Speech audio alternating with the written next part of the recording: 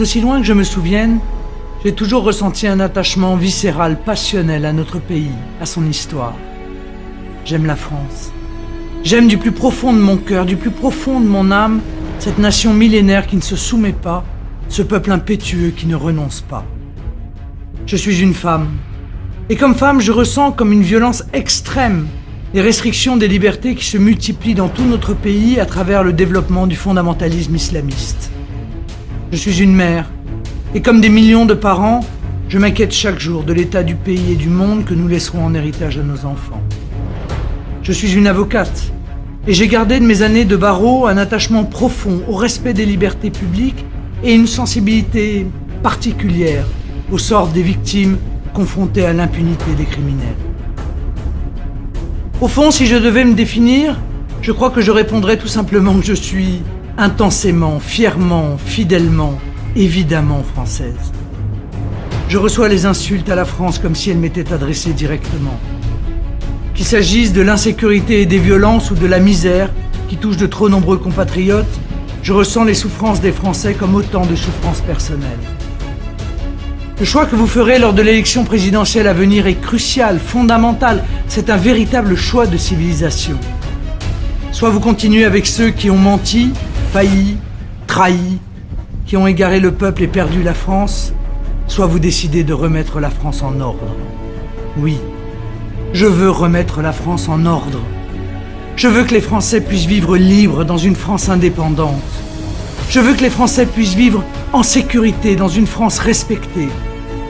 Je veux que les Français puissent vivre protégés dans une France prospère. Je veux que les Français puissent vivre unis dans une France fière. Je veux que les Français puissent bien vivre dans une France durable. Je veux que les Français puissent vivre leurs rêves dans une France juste. C'est tout le sens de mon engagement. C'est ce pourquoi je me bats. C'est le projet que je mettrai en œuvre à la tête de l'État, en votre nom, au nom du peuple.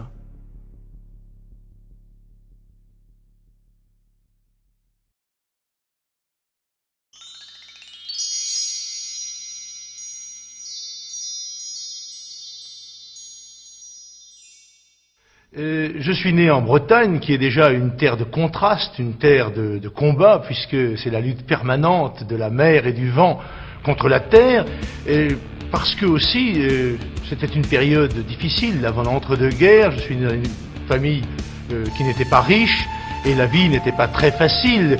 J'ai 11 ans au moment où la guerre s'est déclenchée, une guerre qui allait bien sûr modifier la vie d'énormément de Français, mais bien sûr la mienne, puisque mon père est mort à la guerre et que c'est à la suite de cela que je suis devenu pupille de la nation.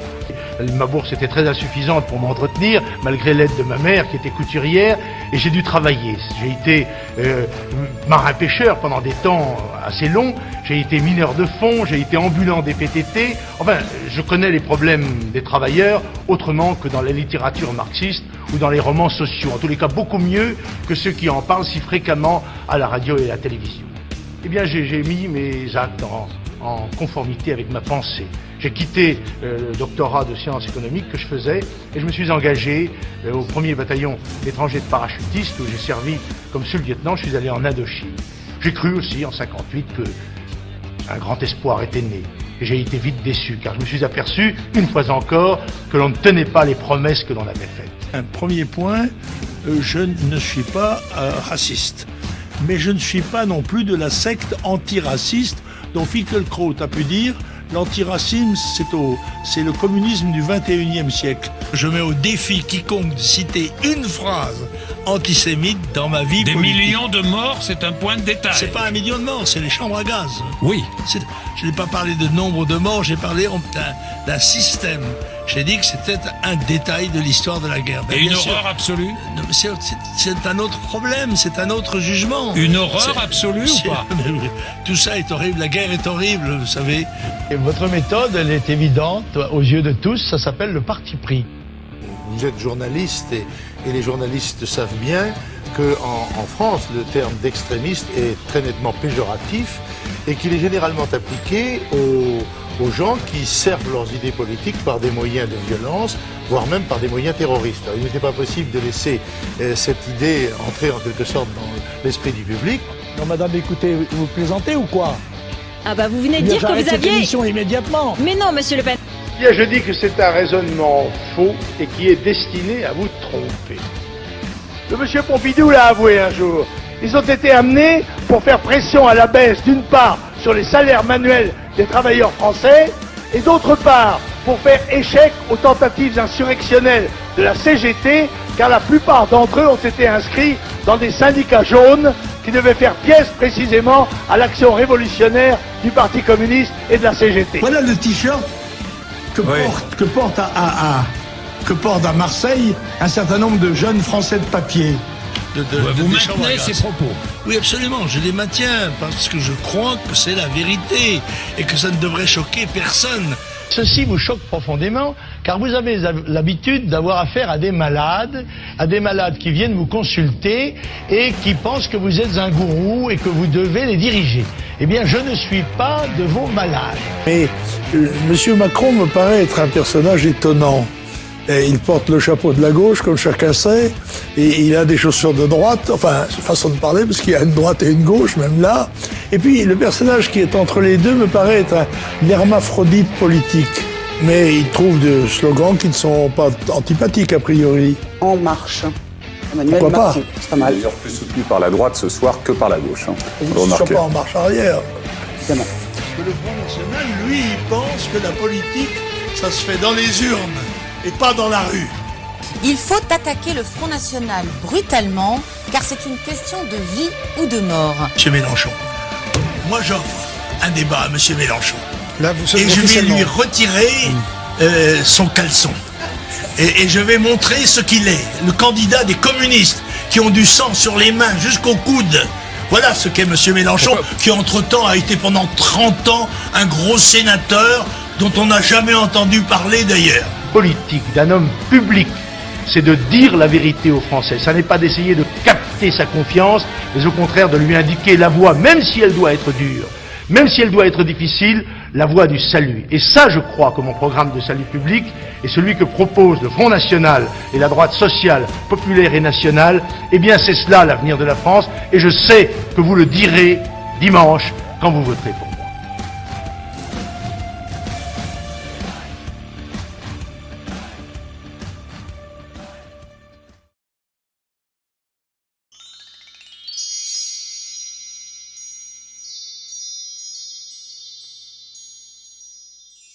Mais on le fait quand même, ce procès en incompétence de temps en temps? Si vous voulez, il arrive que nos adversaires essayent d'utiliser cet argument, mais comme en l'occurrence ils ont ruiné la ville et qu'ils en ont fait la 6e ville la plus endettée de France, c'est un argument qui porte finalement assez peu. Alors sans avoir la prétention de vous faire en 3 minutes un discours de politique générale, je vais tout de même vous dresser les grandes lignes de la politique que nous voulons mener au service de la France et des Français. Que 50% du temps à l'école soit consacré à l'apprentissage du français. Non mais écoutez, c'est important ce genre de choses. Le collège unique, stop, on arrête et on permet dès 14 ans l'apprentissage pour ceux qui ne se sentent pas à l'aise avec les cours. Toutes les religions sont compatibles avec la République à partir du moment où ces religions respectent les lois de la République. Et là, en l'espèce, ça n'a pas été le cas. Comme maire, je le vois bien, dans ma commune de Fréjus, on attrape un délinquant récidiviste 1 fois, 2 fois, 3 fois, 4 fois, 5 fois, et à chaque fois, quel que soit le niveau d'ailleurs de son délit, eh bien il est relâché. Voilà, c'est ça la réalité aujourd'hui. Vous savez bien que toutes les peines de moins de 6 mois de prison ne sont quasiment jamais effectuées dans notre pays parce que nous manquons de places de prison.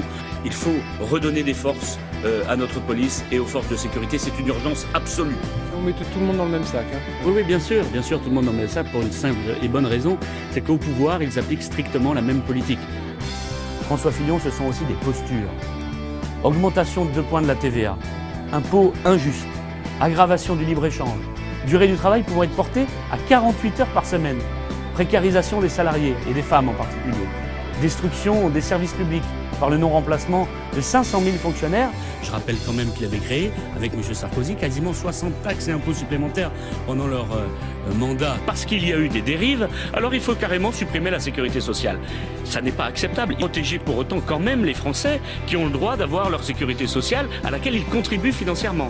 Peut-être avons-nous des dépenses à éliminer qui ne sont pas de cette nature. Puisqu'il explique que seules les affections graves et de longue durée seront prises en charge par la Sécu. Le reste, c'est de l'ordre de la mutuelle. Les coûts de mutuelle vont donc exploser. Demain, pour pouvoir se soigner, il faudra être soit très riche, soit clandestin en fait. C'est ce que vous êtes en train de nous expliquer. Pour ce qui concerne l'AME, ceux qui sont sur le territoire national paieront leur consultation chez les médecins et paieront leurs médicaments.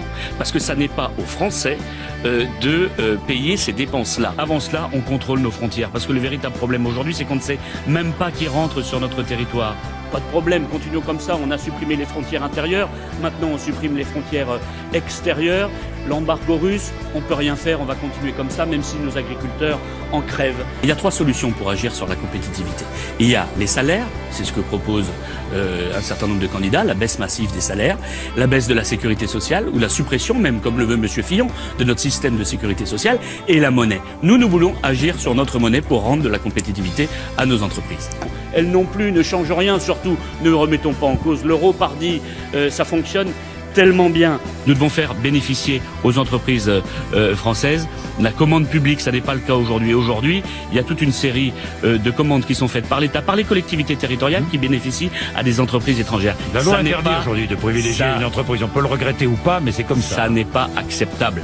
Nous aurons pour objectif et pour but de retrouver notre souveraineté nationale et donc la souveraineté du peuple de France, sans laquelle la défense de la démocratie n'est qu'un élément de langage dans la bouche d'une élite totalement déconnectée.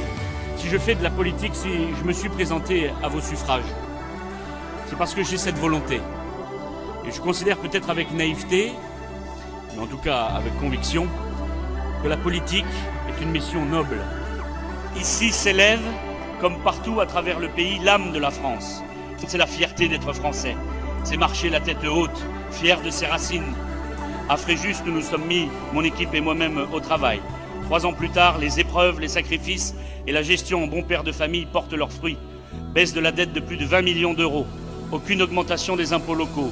Baisse de la délinquance de plus d'un tiers avec un taux d'interpellation en hausse de 270% sur 2 ans.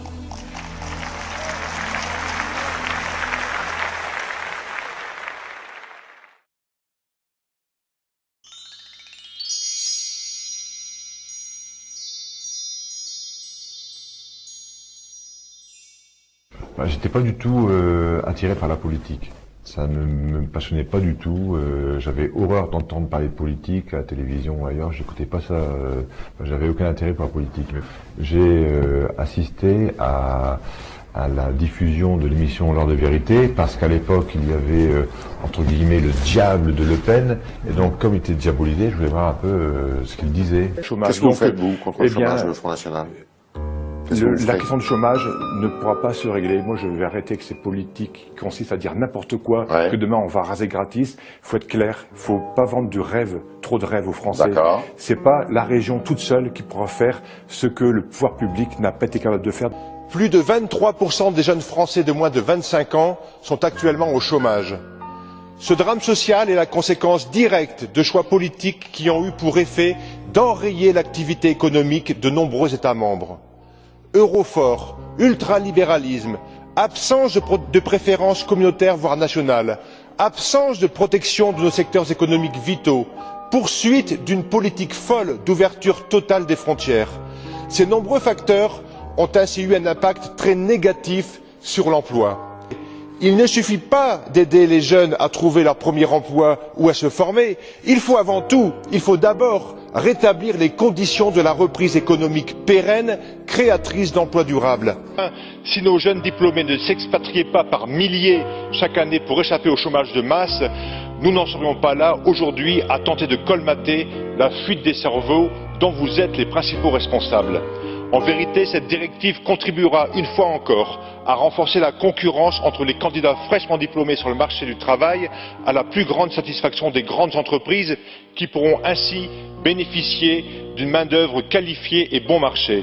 Après avoir déclaré que les clandestins étaient une richesse culturelle exceptionnelle, on est désormais réduite à demander à certains habitants de déménager lorsqu'ils sont en proie avec des migrants agressifs et violents. Tous les participants ne comprenaient pas le vocabulaire de l'Europe, jugé pour beaucoup assez technocratique. Je tenais à m'exprimer devant vous afin de vous informer de ce qu'il prépare dans votre dos, et ce, avec la complicité des députés européens de gauche comme de droite. Le FEDER, le Fonds européen de développement économique régional, dont la vocation première était de soutenir des projets d'aménagement de territoire ainsi que les PME-TPE, ce FEDER pourra être alloué à la construction de places d'hébergement pour les migrants dans tous les États membres de l'Union européenne. Ou encore le FSE, le Fonds social européen, d'abord destiné à l'accompagnement des demandeurs d'emploi et de nos compatriotes en grande situation de précarité, servira en réalité à l'intégration des migrants. Dans cette affaire, ce sont encore vos impôts qui, par le biais de l'Union européenne, serviront à financer l'accueil des migrants. Ce ne sont pas les instituts de sondage qui font les élections en France, ce sont les électeurs. Eh bien, cette campagne se termine le vendredi soir. Or, samedi matin, eh bien, nous avons été entourés sur le marché de Méricourt par des milices soviétiques qui faisaient de l'intimidation auprès des électeurs et de la pression pour que les électeurs ne puissent pas nous parler. Des tracts de M. Kemmel ont été distribués sur le marché de Méricourt samedi matin, alors que c'était interdit. Steve Briouat, voilà. Donc je pense qu'elle est volée, cette victoire. Steve Briouat. Ils auraient pris le portefeuille, ils auraient pris les clés. Or là, on m'a pas dérobé d'affaires. On essaie de refaire surface, puisque c'est pas marrant quand ça nous arrive, mais bon, voilà, c'est une colère aussi parce que on s'en prend à des gens uniquement, je pense, parce qu'ils ont des opinions différentes de ceux des autres. La démocratie ne se résume pas à glisser un bulletin dans une urne, mais se définit par la capacité d'un peuple à maîtriser son destin. Or, la perte de notre souveraineté législative, budgétaire, territoriale et monétaire a accéléré la déliquescence de la démocratie dans les États membres de l'Union européenne. Eh bien, sachez que les Français sont chez eux en France. Ils doivent donc passer avant les autres. Non à l'austérité, oui à la prospérité, non à la précarité, oui à la sécurité, non au système, oui à Marine Le Pen.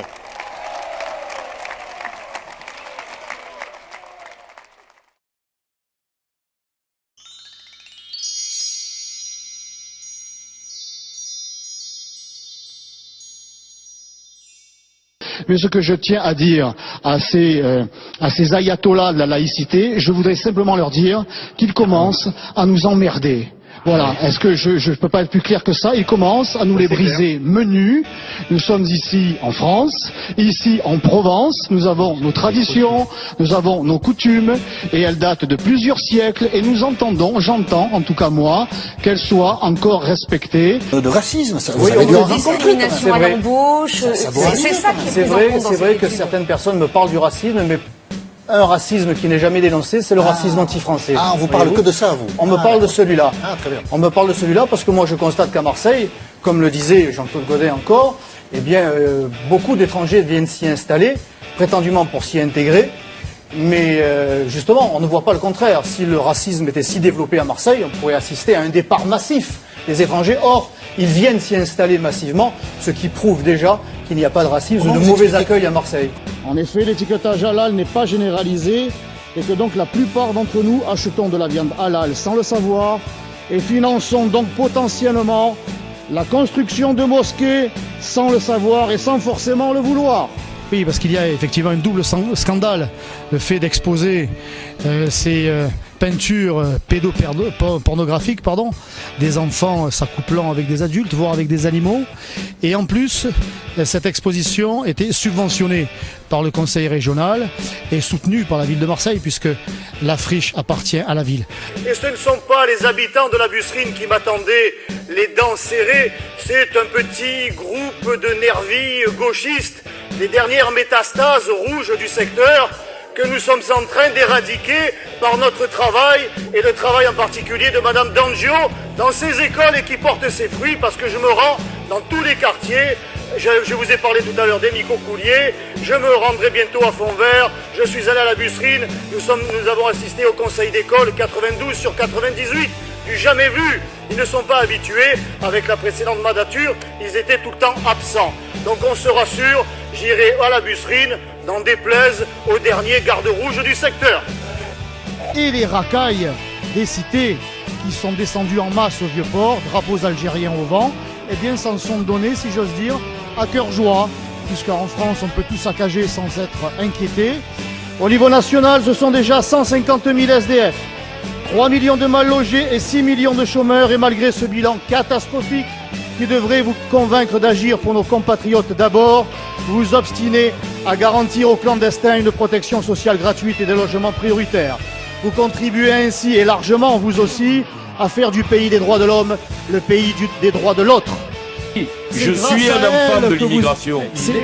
Et oui, je suis un enfant de l'immigré, moi. Mais j'en suis fier. Je suis fier d'être le fils d'une Italienne qui a su se fondre dans le moule de la République, qui a su s'intégrer et qui a su aimer la France, qui ne lui a pas imposé ses codes, ses traditions, qui les a adoptées au contraire. Or, l'immigration que nous subissons aujourd'hui, l'immigration que nous subissons aujourd'hui n'est pas du tout de la même nature. Et c'est vous qui vous en servez. Vous vous servez de l'immigration comme de la chair à voter. Vous en faites des électeurs et vous les laissez dans les cités ensuite. Vous les laissez dans leur chômage, dans leur pauvreté, dans leur trafic. C'est vous qui êtes un négrier de l'immigration, ce n'est pas moi.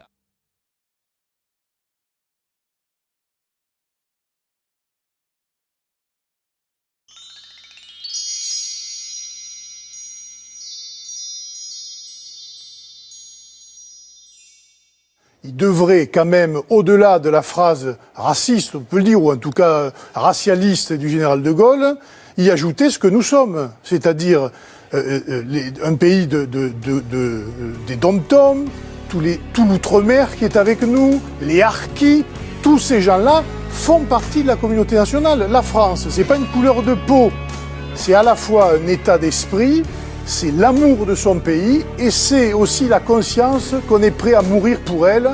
Et je préfère, moi, je vais vous dire, des gens même de couleur, mais qui sont tombés pour la France ou qui tomberont si malheureusement il y avait une guerre, que des gens blancs, etc., qui n'ont que de la haine pour leur pays. Sur la légalité douteuse des élections, cela devient une habitude malheureusement en Afrique aujourd'hui. La population souffre d'un état alimentaire croissant et ne survit que grâce à quelques ONG. Depuis l'investiture du nouveau président, rien n'a changé, rien ne fonctionne, ni justice, ni santé, ni éducation.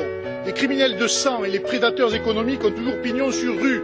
Les diamants alimentent toujours les places d'Anvers ou de Dubaï, avec des Centrafricains bien connus à la tête de ces réseaux mafieux qui utilisent le Cameroun et le Soudan comme point de passage. Les sites miniers sont contrôlés par les rébellions qui bénéficient de complicité politique. Ce qui a caractérisé l'extrême droite avant-guerre, c'était l'antiparlementarisme. Exactement. Mais pas seulement. Entre autres. Vous aviez des gens comme André Tardieu, qui avait d'ailleurs inspiré le général de Gaulle, qui étaient qui critiquaient le parlementarisme, les excès du parlementarisme, ce qui a donné d'ailleurs dans l'histoire constitutionnelle française la Ve République, finalement, est l'héritière de la contestation des méfaits du parlementarisme à la française. Donc je veux dire, le débat, c'est un débat. Quelquefois, il est vif, c'est normal. Il ne faut pas s'inquiéter quand les débats sont vifs. Il faut s'inquiéter quand les mesures ne sont pas prises et que la politique qui est menée par la gauche au pouvoir mène au désastre économique, social et même humain aujourd'hui. Mais est-ce qu'elle n'a pas réglé ses comptes avec le président de la République devant les Européens? Il faut mais c'est pas un monde de bisounours. C'est pas, on n'est pas là. Le problème, je vais vous dire, c'est qu'on est dans une Europe ici où M. Juncker est élu grâce aux socialistes et où le président du Parlement européen est élu grâce aux gens de la droite. Elle est là, la collusion, il y a une complicité entre les deux. Alors dès que vous avez des gens qui arrivent et qui viennent au milieu pour contester leur système, ils ne sont pas contents. Quelle que soit la manière dont vous contestiez le système par ailleurs, il est là le problème en Europe, il n'y a pas de débat. Vous prétendez... Loi. Vous dites quoi? La justice de faire son boulot? Exactement. Mais il y a des lois pour ça. Mais Dieudonné, comme Le Pen, père, il a été condamné. Alors qu'est-ce qu'on fait, monsieur Alliot? Monsieur Assouline, est-ce que vous condamnez des propos qui ont été tenus contre moi? J'ai rappelé le soutien systématique de la Turquie, notamment à l'État islamique. J'ai rappelé que la Turquie était aussi le pays qui oppressait la minorité kurde et qu'elle était défavorable à toute forme d'opposition de cette minorité dans son pays. Bon, il appelle ça la fachosphère, ça. Lui, c'est la conosphère. Ah, carrément. Oui, je vous dis. Et vous plaidiez à l'instant pour un débat civilisé. Non, mais d'accord, mais pour l'instant, moi, je me sens insulté par M. Apparu, donc je ne vois pas pourquoi vous l'insultez. Question rapide. C'est pas ça, je disais, charité bien ordonnée, commence par soi-même. Moi, j'attends des leaders socialistes et centristes et les grands philosophes qu'ils mettent à disposition leur logement, leur résidence secondaire, les avantages qu'ils ont au bénéfice de ces gens-là. Et ensuite, on verra si la solidarité nationale s'exerce. Tout ça, je veux dire, faire de la solidarité avec l'argent des autres, c'est quand même assez facile. L'histoire récente. Un traité qui promet un gain de croissance de 0,5%. On ne va pas recommencer avec les promesses. On a vu ce que ça donne, les promesses. Les promesses de l'Europe qui devaient faire de l'emploi, de la croissance. Vous avez vu ce que ça donne aujourd'hui. C'est du chômage et peut-être demain un peu plus de ruine économique. Donc les problèmes. C'est allemand, ça doit être ça. Nous avons un problème pour protéger l'économie. D'abord de la France, au sein d'une Union européenne dont je vous rappelle. Merci à tous les deux. Dont je vous rappelle que l'origine était de protéger le marché commun. Ce qui n'est pas le cas aujourd'hui. Seulement détruire cette Europe. Donc voilà, je suis heureux d'apprendre que vous êtes français Alliot et vous êtes européen. Voilà, Alliot, Alliot, monsieur Alliot est pro-européen, donc c'est une bonne nouvelle. Je suis européen, il n'est pas dit pro, je suis européen. Donc de culture, de civilisation. Oui. Voilà. Enfin, il devient urgent d'interpeller l'Arabie Saoudite et le Qatar sur leur responsabilité dans le soutien permanent qu'ils apportent à tous les mouvements criminels religieux qui se développent et progressent aux quatre coins du monde.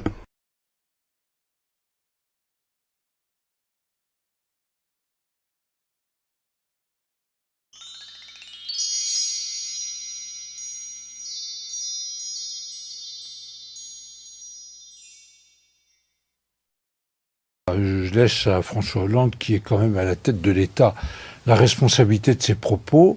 Nous pouvons quand même constater que ces attentats se répètent, que entre les attentats, je ne parle pas des 15 jours après chaque attentat, mais entre les attentats, pas grand-chose n'est fait. On arrête les gens après. Il n'y a pas de mesures importantes comme celles que nous avons préconisées qui sont prises un peu à moyen et à long terme. Et moi, j'ai très peur que... Manuel Valls a eu cette phrase qui, moi, m'a un peu glacé le sang. Et il a dit, mais vous, Français, il va falloir vous habituer au terrorisme. Comment est-ce qu'un Premier ministre dit cela? C'est peut-être un langage de vérité. Ben oui, malgré tous les efforts qu'on peut faire dans la lutte contre ce terrorisme. Non, ils ne font aucun effort. Ils ne font aucun effort. En tout cas, ils devraient, à notre sens, appliquer les mesures que nous avons préconisées. Et celui qui a fourni le pistolet au conducteur du camion, qui était un Albanais, M. Artan H., lui, il était sous le coup d'une expulsion. Il a été contrôlé par la police en mai 2016 du côté de Nice. Il aurait dû être expulsé immédiatement. Il n'a pas été expulsé. Pourquoi? Il doit répondre aussi à cette question, monsieur. Les enquêtes sont en cours, de toute façon. Un des proches et un des complices du tueur de Magnanville, les deux policiers tués chez eux par un terroriste. Ce proche était condamné pour terrorisme et il était déchu de la nationalité française. Qu'est-ce qu'il faisait en France? Toujours dit, nous personnellement, qu'une grande cause du climat d'insécurité qui règne dans notre pays et d'insécurité des forces de l'ordre provenait de la justice française, de son laxisme, de sa politisation, qui est principalement aussi due à l'heure actuelle à la personnalité et au laxisme lui-même du garde des Sceaux, Madame Taubira.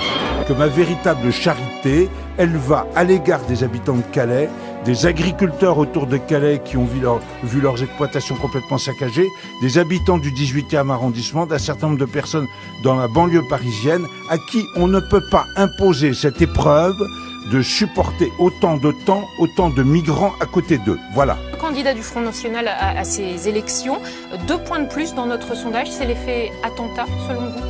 Je ne sais pas, on aurait préféré qu'il n'y ait pas d'effet attentat. Le gouvernement prétendument de gauche à vouloir faire interdire les manifestations de salariés, fût-ce de la CGT, avec lesquels nous avons, enfin pas un contentieux, mais beaucoup de reproches à faire, mais quand même, il n'y a pas que la CGT, il y a Force ouvrière, et on le voit bien, les sondages le montrent, on est entre 65 à 70% des Français qui sont opposés à cette loi. Que ce gouvernement en arrive là, je pense que ça montre qu'il fait fausse route, il devrait reculer, et faire autre chose pour faire revenir la croissance en France, libérer l'entreprise, libérer les entrepreneurs et permettre à nouveau que l'emploi reparte. Alors, les banques vous disent... Le réseau bancaire français ne joue pas le rôle civique qu'il devrait jouer dans le financement des entreprises, du commerce et aussi de l'activité politique, parce que les règles nous imposent de financer ces élections au préalable. Je vous rappelle qu'un journaliste avait comparé le Front National à l'État islamiste. Je me permets de dire que cette comparaison peut nous hérisser le poil, et Marine Le Pen, dans un excès un peu de réaction, a publié sur Twitter des images de décapitation faites par Daesh en disant « Monsieur Bourdin, Daesh c'est ça, et le Front National ça n'est pas cela ». Alors on essaie de la poursuivre, le procureur de la République essaie de la poursuivre pour un délit qui s'appelle diffusion d'images violentes au détriment de mineurs. Ce sera programme contre programme, idée contre idée, et peut-être, et je l'espère, et nous ferons tout pour que les Français pourront avoir ces deux visions de la société et de la France, et ils choisiront à ce moment-là. Et ça sera passionnant. Et c'est là où elle gagnera. Merci Valorant Saint-Just. Bonne journée. Merci.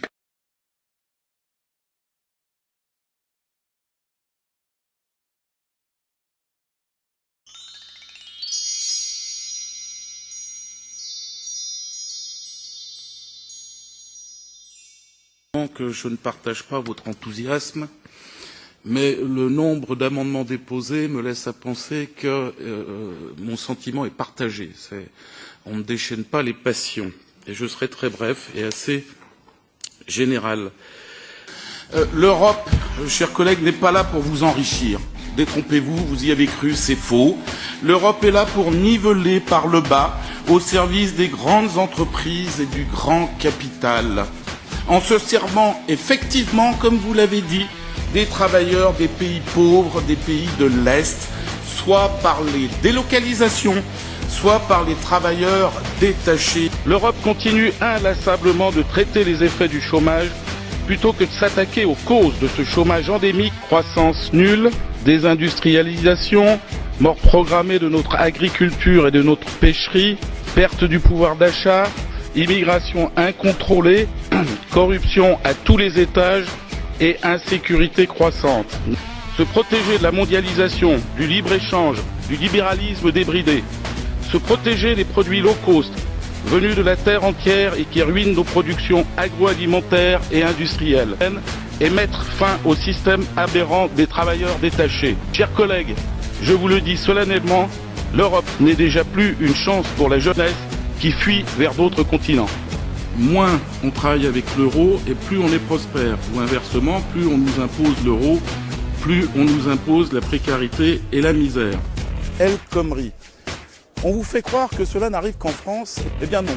Il faut savoir que dans le même temps, il se passe exactement la même chose en Belgique, et ça s'appelle la loi Peters, et il se passe exactement la même chose en Italie, et ça s'appelle le Jobs Act. Nous serons à des pertes massives d'emplois secondaires par la généralisation des procédés numériques et robotiques.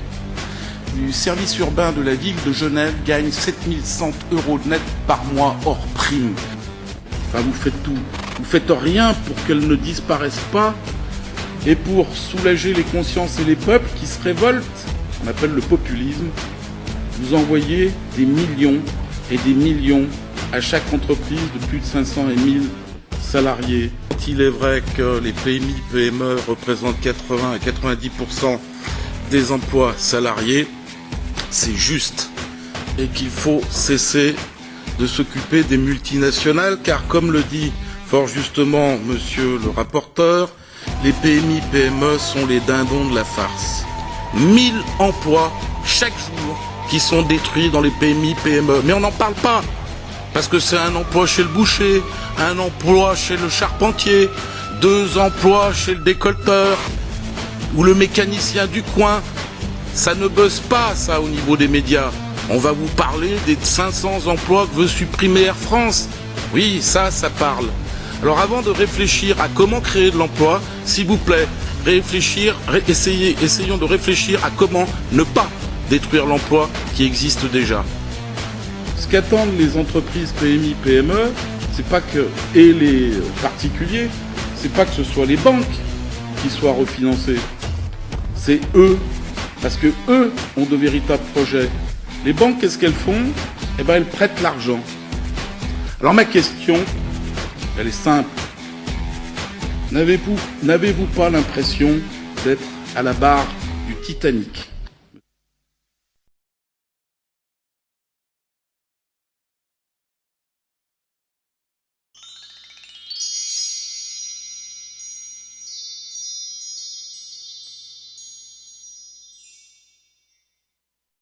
Le coût de 1 à 2 milliards d'euros à court terme si la France décidait de rétablir le contrôle de ses frontières.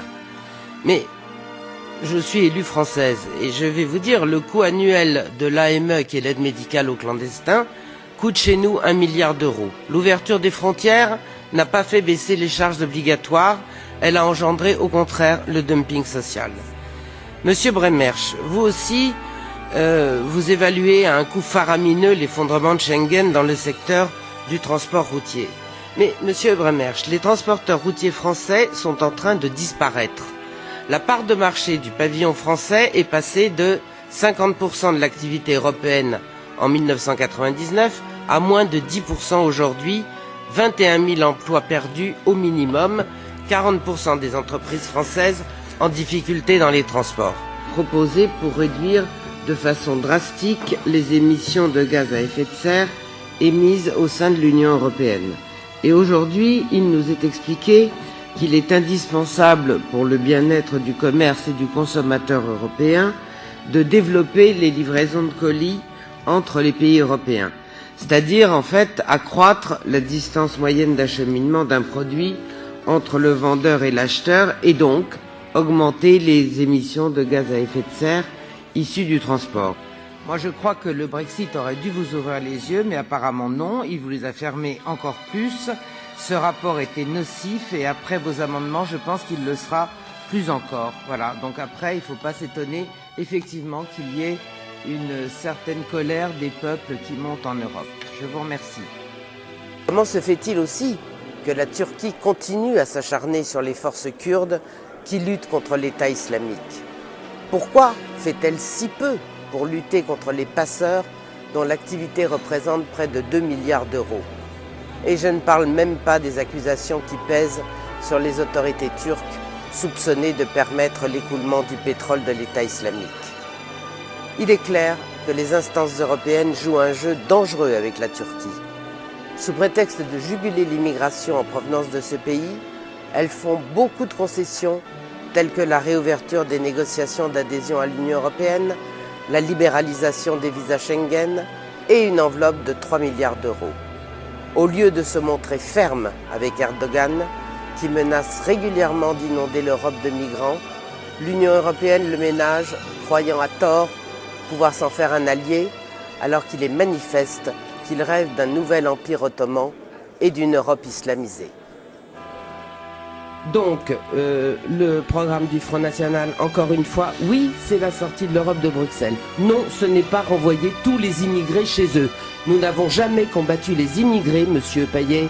Nous avons combattu effectivement... Ça suffit. Je suis d'origine étrangère, j'ai pas une goutte de sang français. Alors ça va, vos conneries. Bon. Mais non, mais écoutez, oui, mais d'accord, mais il faut arrêter de mentir tout le temps. Le dernier rentré ferme la porte. Donc, non, pas du tout. Mais ça, c'est de la caricature idiote et profondément anti-républicaine.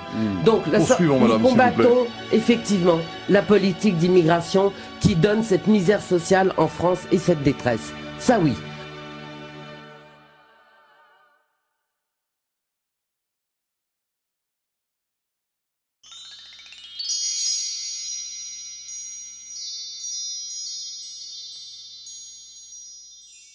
François Fillon, qui se réclamait du gaullisme et qui était en train de déshonorer le souvenir du général de Gaulle.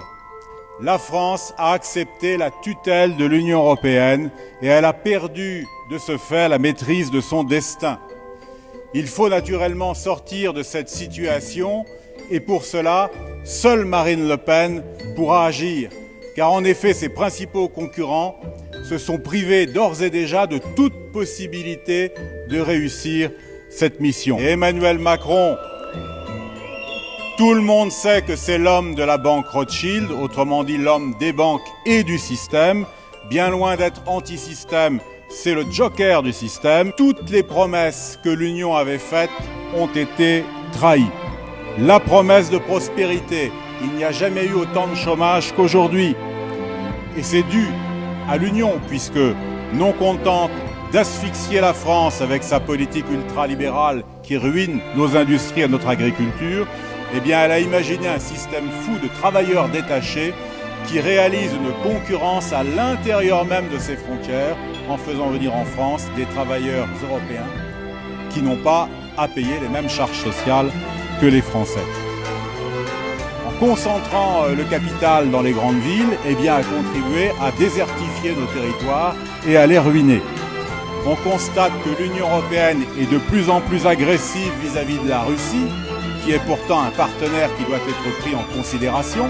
On est maintenant dans un tel état de faiblesse que Erdogan, ces jours derniers, a menacé Mme Merkel de rompre l'accord migratoire qu'il a signé avec l'Union en mars 2016 si elle ne lui livrait pas 40 militaires turcs de l'OTAN qui ont trouvé refuge en Allemagne.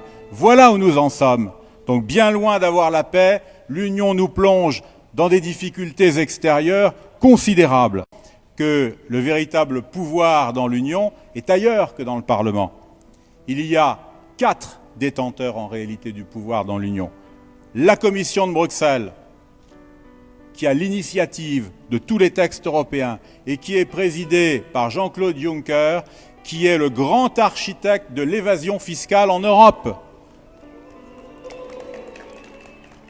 Le deuxième organe qui dirige l'Union, c'est la Banque centrale européenne, qui décide maintenant pratiquement toute seule de la politique monétaire et dont nous subissons chaque jour les conséquences des folles décisions. Le troisième organe qui nous mène, bien sûr, c'est cet ensemble de lobbies qui hantent les couloirs de Bruxelles. Alors nous, députés européens du Front National, quand nous sommes arrivés en 2014, tous ces gens-là ont essayé de venir nous voir. Moi, la première semaine de mon mandat, j'ai été contacté par l'industrie, par le lobby des industries chimiques. Évidemment, nous, on n'accepte pas de se compromettre. Mais malheureusement, de telles entreprises marchent avec la plupart des députés. Et voilà comment des lobbies arrivent à faire passer des intérêts privés avant l'intérêt général de notre peuple. Et puis enfin, et c'est évident, l'Allemagne est derrière tout ça. L'Allemagne, c'est le pays qui dirige de fait l'Union européenne. Et ce n'est pas pour rien que Macron a été rendre allégeance à Mme Merkel. C'est un aveu terrible de ce qui est en train de se passer. Mes chers compatriotes, de plus en plus de Français votent pour le Front National. D'autres hésitent encore.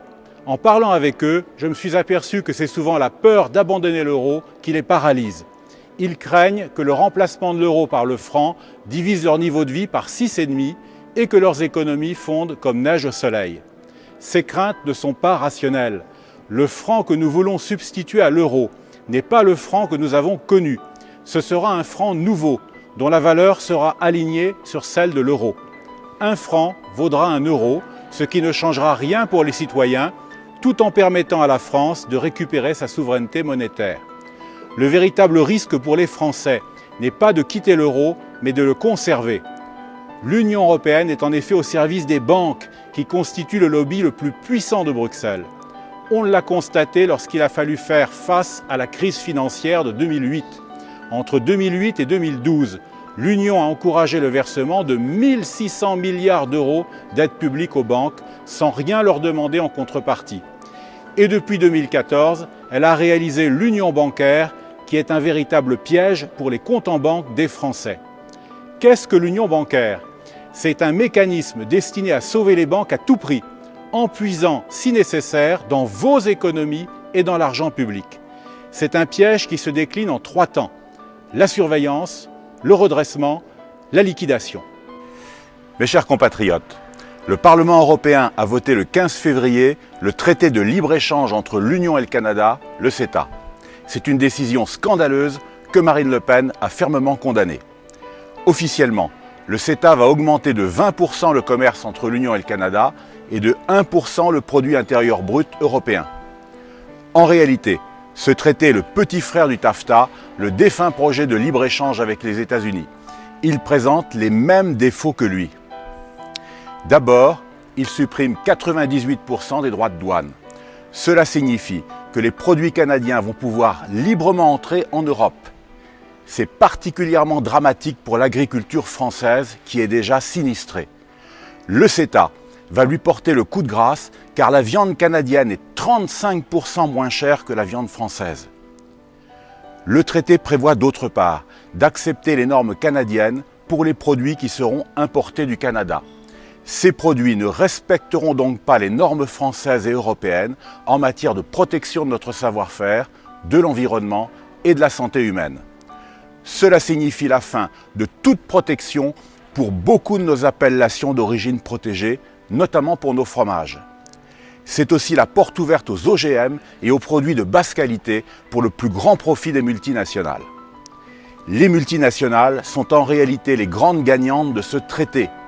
La preuve, c'est qu'il leur permet d'attaquer les États, y compris la France, devant un tribunal international composé d'avocats d'affaires qui seront inévitablement en situation de conflit d'intérêts. Vive la République, vive la France et vive Marine Le Pen!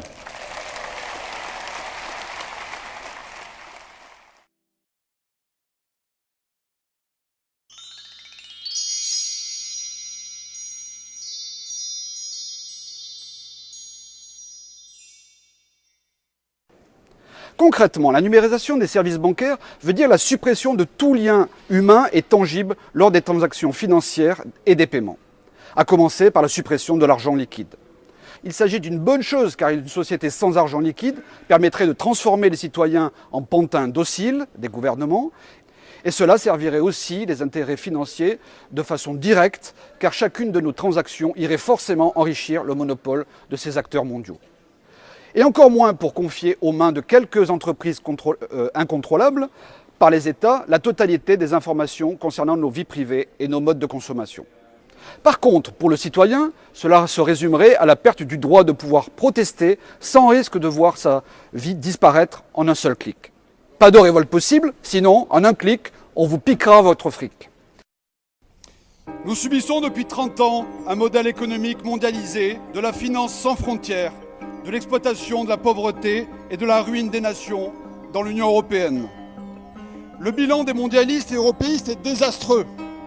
Croissance économique quasi nulle, désindustrialisation continue, chômage réel galopant, déficit public abyssaux, surendettement de l'État, des organismes sociaux et des collectivités locales, hausse record des impôts, taxes et prélèvements sociaux. Les euromondialistes ont tellement honte de leur patrie qu'ils veulent l'effacement de la France. Ils en viennent même à supprimer le nom France dans les enseignes des grandes entreprises. Il n'y a plus de France Télécom, de Gaz de France, Framatome, etc. Maintenant, pour faire plus chic, c'est Orange, Engie et autres Areva. Et demain, à qui le tour? EDF ou Air France? Pour le Front National, pour Marine Le Pen, la catastrophe est déjà aujourd'hui. Je veux dire, quand on a 2200 milliards d'euros de dette, c'est-à-dire 34 000 euros sur chacun des têtes de Français, qu'il y a des déficits intérieurs avec environ 70-75 milliards d'euros en 2016, 48 milliards ou 50 milliards de déficit de la balance commerciale, qui se cumulent depuis l'entrée dans l'euro. Hein. C'est ce qu'on avait déjà constaté. Que vous avez d'autre part une explosion du chômage, on est à 6,5 millions de chômeurs aujourd'hui par rapport avant l'euro. Donc la catastrophe, elle est déjà aujourd'hui et on en est malheureusement qu'au début. Sur les deux, entre l'Allemagne et la France, il y a 20% de perte de compétitivité qui s'est cumulée depuis une quinzaine d'années. Vous êtes d'accord avec moi, messieurs? Donc à partir de là, ce qu'il faut, c'est déboucler et retrouver cette compétitivité. Donc le nouveau franc français va se déprécier un petit peu, 5 à 6%. Et puis l'euro-marque, qui restera dans l'euro-monnaie commune, va se réapprécier au vrai niveau de son économie donc réelle. C'est-à-dire de rester dans une zone européenne à monnaie commune avec nos 18 partenaires, avec la France bien entendu.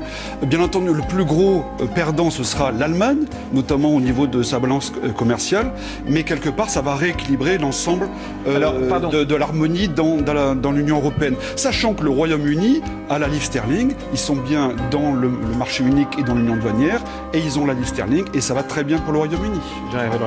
Ce que l'on ne dit pas aux Français, c'est que depuis 2010, la facture de sauvetage de l'euro-monnaie unique aujourd'hui a coûté 12 milliards d'euros par an, 72 milliards en 6 ans, plus une épée de Damoclès avec des cautions financières de 450 milliards. Donc voilà ce en quoi s'exposent comme risque les Français aujourd'hui en conservant l'euro-monnaie unique. Personne ne le dit, à part le Front National. Et au niveau national, par contre, on aura retrouvé notre monnaie nationale pour pouvoir agir dans l'intérêt du soutien de la croissance économique, des emplois, ce qui est très important bien entendu, pouvoir aussi financer le plan de réindustrialisation du pays, on a de grosses ambitions là-dessus, et recréer bien entendu dans l'emploi marchand et non pas des emplois aidés. La période des ultralibéraux, Fillon, Macron, les marionnettes de Bruxelles, c'est fini. Avec le grand retour des nations, le patriotisme économique est partout dans le monde une idée neuve et une idée positive. Grâce au patriotisme économique et à Marine présidente, la France sera de nouveau une grande puissance mondiale. Alors, avec toutes nos entreprises et nos entrepreneurs, soyons fiers de produire et d'acheter français.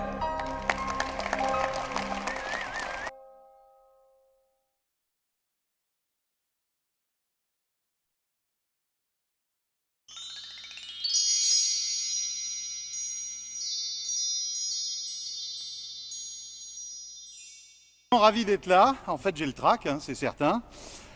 Ah oui, j'étais dans la coulisse et voilà, je suis propulsé sur le devant de la scène. J'avais l'habitude, mais là, la scène politique, c'est un petit peu différent. Alors, j'y gagne un petit avantage, c'est que pour une fois, je n'ai pas appris mon texte. Néanmoins, il est de moi. Voilà. Et je voulais vous dire, chers amis, ceci. Et c'est ce qui me pousse aujourd'hui dans cet engagement total et entier auprès de Marine.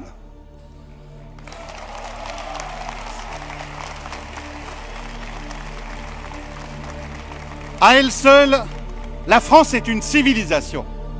Voilà la certitude que moi, le saltimbanque, l'histrion facétieux de la belle et immortelle culture française, je suis aujourd'hui venu partager avec vous. Car il n'existe aujourd'hui, en France, plus aucun lieu pour proclamer cette évidence. Je vais vous demander de faire une ovation aux gens qui, dans des cars, ont été bloqués par des faux furieux. Assassins!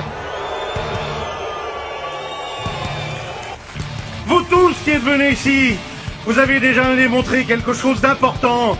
Vous avez démontré que vous n'aviez pas peur. Désolé, monsieur Mélenchon, mais je ne crois plus au discours de vos courtisans et à leur fausse générosité servant de cosmétique aux égoïsmes et aux mesquineries. Et les choristes au disque rayé, sur le couplet de la patrie des droits de l'homme, la France est en danger. Mais pour préserver la France, les droits de l'homme, il faudrait peut-être commencer par ne pas vendre sa patrie au plus offrant. Ils ne se sont pas laissés griser par la petite sirène Macron. Et je sais que derrière son prétendu discours de lucidité, il n'y a que le cynisme Malheur aux pauvres, malheur aux fragiles, malheur aux malades. Vos droits, hurle Macron. Quel droit? Le droit de bouffer du sandwich jusqu'à la fin de sa vie dans une bagnole roulant sur la plateforme Uber? La poupée à qui chante de la finance internationale? La caricature bellante du mouvement En Marche? Comprenez bien, En Marche arrière, bien sûr. L'énergie des flambeurs qui disposent d'un capital familial et ne craignent pas de le perdre sur la roulette des bulles spéculatives. Certainement pas. L'énergie du chômeur à bout de droit, à bout de souffle, et dont le seul horizon est l'espoir des fins de mois, l'angoisse horrible et le désespoir des fins de mois, les minima sociaux qui tardent à venir, le banquier qui sort son fouet et la trouille de se retrouver à la rue pour défaut de loyer ou pour le crédit impayé de la maison. Il les trouvera où, monsieur Macron? Les énergies libérées, pas dans la chair de la France qui souffre. Oh, peut-être dans l'ultime renoncement des désespérés qui sacrifieront leur santé et leur dignité sur l'autel lisse des plateformes numériques et des profits sans frontières. La finance et son idéologie ubérisée, macronisée, acculturée, invente le nouvel esclavage avec une petite subtilité supplémentaire. C'est maintenant à l'esclave de faire l'achat de ses chaînes face à une caste d'intellectuels bien nourris qui veulent les exposer à tous les vents mauvais et à leurs prévisibles conséquences. Protéger les Français ou les exposer, voilà l'enjeu. Protection du peuple ou bien son exposition totale, précédant sa liquidation. Le MEDEF et ses porte-flingues veulent réduire le monde artistique à une poignée de stars surpayées, serviles et dûment pipelisées, tandis que l'immense majorité des artistes se verront nier leur statut professionnel, condamnés au bénévolat et à l'amateurisme, contraints comme à Hollywood à livrer des pizzas ou à servir des burgers chez McDonald's. J'en ai horreur de ces gens qui s'acharnent à rentrer la France au chausse-pied dans ces blocs nous réduisant au statut de sous-ensemble. Les euro-intégrateurs qui liquident l'idée même de la République au nom du business. Les atlantistes qui nous veulent dans leur meute de loups hurlant contre la Russie, ou le club des pays de la Méditerranée qui rêve d'une autoroute Alger-Marseille. Victor Hugo n'a pas appris l'arabe à l'école, dont la colonne vertébrale serait la langue française, et l'indépendance de sa création originale sous l'impulsion et l'autorité des élus locaux de la République. Cela suffirait à remettre sur ses rails le génie français. Quel élu du peuple a été sensible à cette urgence depuis le début de la campagne électorale? Ne cherchez pas, il n'y en a qu'un, ou plutôt une, c'est Marine Le Pen. Si vous saviez comme je me sens mieux aujourd'hui, parmi vous, je ne capte que des ondes positives, je ne vois ici que des sourires et des cœurs gonflés d'espoir. Je perçois vos énergies qui briseront tous les plafonds de verre et nous conduiront tous ensemble vers un destin exaltant. Il n'y a pas ici de relents d'exclusion ou de discrimination, et seulement des milliers de flammes qui s'élèvent sous ces voûtes et résonnent tel un cœur antique, annonçant vos exploits futurs pour rendre à ce pays la grandeur et la fierté qu'il attend depuis 50 ans. Portez haut notre histoire avec les couleurs de la francophonie, c'est exactement l'inverse du repli identitaire. Ce prétendu repli, notre vieux pays n'ira jamais s'y réfugier, puisque notre pays est une civilisation. Je ne peux contenir mon admiration devant cette immense famille de militants patriotes. J'admire votre courage. Je sais l'âpreté de vos combats. Je devine les douloureux débats avec vos proches et les ruptures définitives avec certains de vos amis. Vous tous qui êtes venus ici pour soutenir son projet, comme moi, un instinct vous a guidé jusqu'à elle. Une intuition l'a emporté sur toutes les analyses et tous les calculs. Marine Le Pen, elle aime la France. Marine Le Pen, elle aime le peuple de France. En mai prochain, une majorité de Français reconnaîtront son amour pour la France. Ils mesureront la sincérité de cette femme et ils l'éliront présidente de la République française. Parole d'oracle.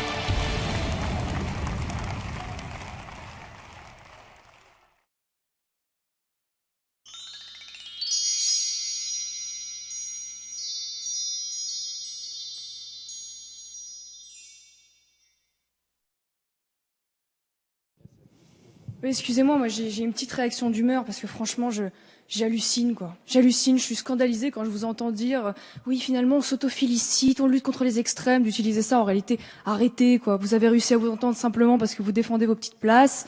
Vous êtes bien content parce que c'est un mode de scrutin qui évidemment est parfaitement antidémocratique et vous le savez, qui va simplement favoriser le bipartisme et les sortants. Donc franchement, la lutte contre les extrêmes et l'auto-félicitation, genre oui, on a réussi à se convaincre dans l'intérêt de la démocratie, ça me fatigue, arrêtez, soyez un peu honnête. Il semblerait que j'ai de nouveau, bien malgré moi, soyez-en sûrs, soulevé le cœur des vierges effarouchées de la République, car j'ai traité de racailles les émeutiers de 2005. Tout le monde évidemment déplore la mort dans ce triste accident. La seule chose que j'ai dénoncée dans ce tweet, c'est justement un tel accident n'aurait jamais dû justifier l'embrasement des banlieues françaises 3 semaines durant, avec, je le rappelle quand même, 10 000 voitures brûlées, des dizaines de policiers blessés, des commerces détruits, 2 morts quand même en marge des émeutes. Et voilà, et je qualifie cette délinquance, peut-être c'est vrai un peu trivialement, de racaille. On n'avait pas mis trop d'effectifs pour ne pas provoquer. En fait, on se soucie plus de l'émoi des racailles en France que finalement de la sécurité des citoyens. Vous parlez de racailles comme Marine Le Pen, vous parlez de déferlement de racailles hier comme elle. Et vous appelez ça comment? Des gens qui arrivent, qui cassent, qui dégradent, qui brûlent, qui agressent, oui, pour moi ça s'appelle clairement des racailles. Chaque fois que l'un de nos policiers est rué de coups par les racailles, ou chaque fois qu'une Française disparaît sous le voile d'une burqa, symbole de la conquête islamiste.